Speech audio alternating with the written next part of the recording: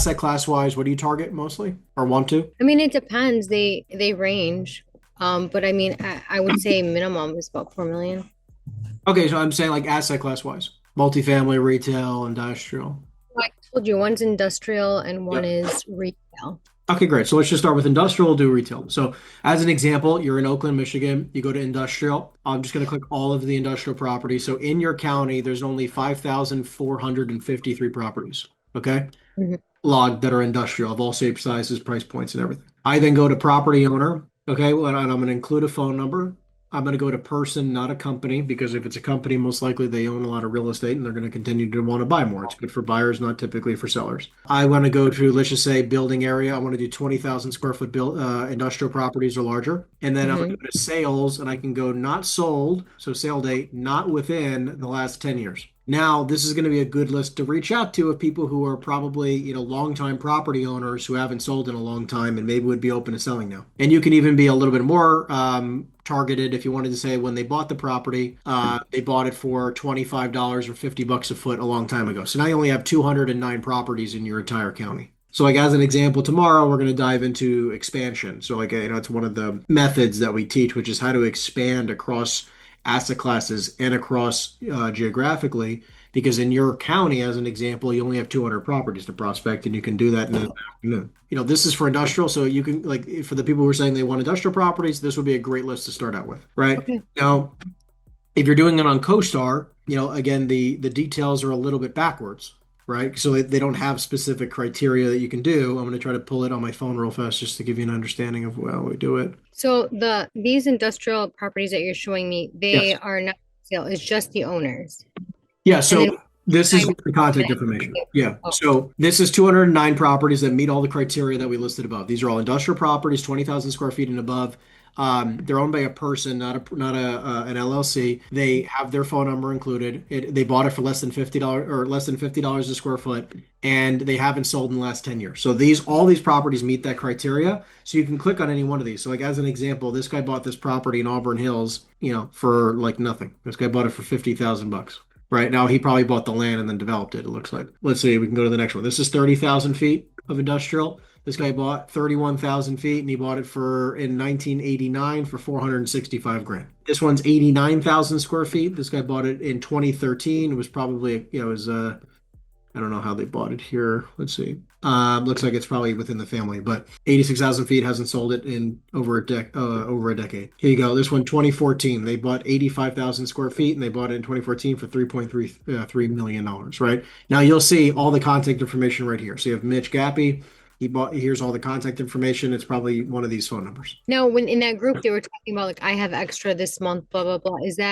Does this website only give you like a certain amount every Yeah, month? so 1,000 exports a month. So if you pay $400, they give you 1,000 exports a month. Oh, that's a lot. Okay. Yeah, so it's a good amount, but a lot of people are like super nice in the community. Like you're saying, like someone's like, hey, I have a couple extra exports this month. Feel free to give them out. Like I'm almost done. I think I have only 439 here left. But I pay for like 25,000 exports, so we use this a lot. So this is just the Reonomy. Now this is how we'll pull this list. You just go to export right here, and then you type in whatever you want. So you type in like Michigan, Oakland, MSA or this is actually county, Oakland County, industrial, and you'd say not sold within 10 years. And you could say something along the lines of like 20K plus square feet. So I like to label it as much as I can. So I know that when I click on this list in 6 months' time, I know what this list is. Hmm. Okay. And then all you do is you make sure that it says owner contacts is checked and you click export and that's it. Okay. And then how do you suggest I go about so the brokerage I work with, he was saying that I would just tell them I have investors that are interested and ask them for the P&L. Yeah, so here you go. This is my script book, and we're coming out with 2.0 within the next week or two, so that'll be good for you. You can download that, and that just gives you the exact questions that I would ask. Okay. All right, it was literally the opening lines I say, all of it. So you just read off there. That'll help you convert at a higher level.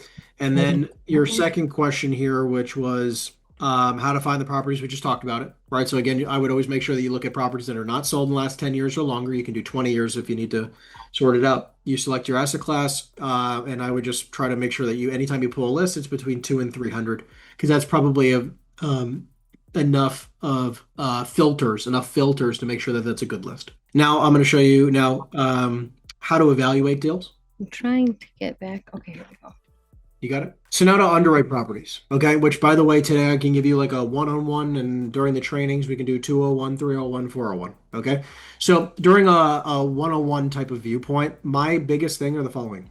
So one, I'm always looking at price per square foot. So you can use this on CoStar and you can kind of get a gauge of saying like, okay, well, what is the average price per square foot in this market? So let's just say and this works for industrial and retail. Okay, if Hmm. you're working with multifamily, it's price per unit. But typically what I'll try to do is that I'll run numbers and I'll try to get an average of a price per square foot. Now, again, I look at deals all over the country. So when someone sends me an industrial deal or a retail deal, first thing I'm going to look at is like, okay, what's the average price per square foot for this market? If the average price per square foot in this market, let's just say is $200 a foot, then what I'm going to do is like, okay, I'm going to take my property, I'm going to take the price per square foot, I mean the square foot of the price that they're asking, divide by the square feet, and I'm going to get my price per square foot for this property. And let's just say that the average is 200 and they're asking me 225. Well, I haven't even done the numbers yet, and it doesn't even matter because I know it's overpriced. So the first metric that I really care about is basis, okay, which is the whole purpose of what I'm explaining. So obviously you have a great experience in your history of like diving into and managing these types of properties. So we're always looking at basis, and basis to me is not what I can build for, but like what average price per square foot is in this market. So if average square foot is 200 and they come back and they send me a deal and it's 180 a foot, okay, it's a little bit more interesting now. Now 180 is still not a great deal, right? It's like 20%, or sorry, a 10% under market is not anything too crazy. I mean, like there's not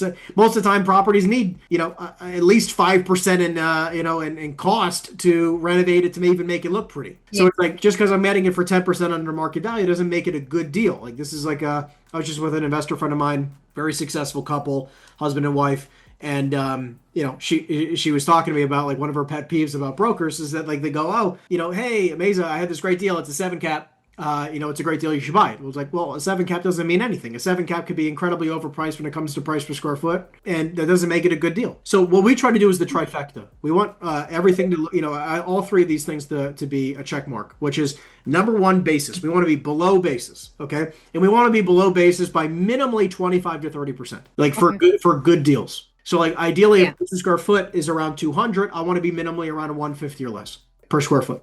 Second thing is I want cash flow day one. The next thing you're going to do, so like quickly for underwriting, which again we've done a training just recently because I go through my the profit expansion method, which is 6 different steps. I talk about all these different things repeatedly, so we'll dive into in underwriting. We also do it every Thursday, but I'm saying I do it on a training every Wednesday, every now and again. But what I'm looking for real quick is like I'm quickly checking the price per square foot in the market.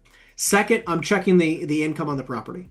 So let's just say the property's making, let's just say 200 grand a year. If the property's generating 200 grand a year, obviously there's some expenses. You roughly will quickly put a 40% expense ratio on it, okay? Just for quick math. So that means it's netting around 120, okay? So Okay. 200 gross, 120 net. Now it's Yeah. like, okay, now I will take the average cap rate in the market, or I like to just take where I believe that properties are trading for, which most of the time is anywhere between a point above interest rates. So right now, if interest rates are 6.5, should be trading around 7, 7.5. So if anything's going to trade at a 7 cap, really quickly on your phone, right? Like you can do this in your head, but like you take 120, right, $120,000, and divide it by a 7.5 cap.